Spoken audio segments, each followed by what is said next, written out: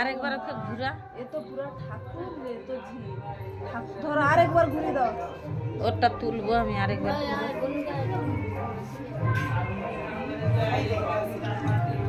এদিকে ঘুরে গিয়ে দি দে নেলে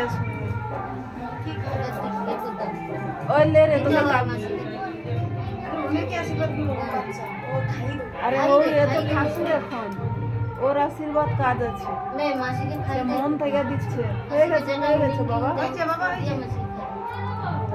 5-7 বার বলতে ওই কাপড়গুলো কোলে রাখবে। আর একটা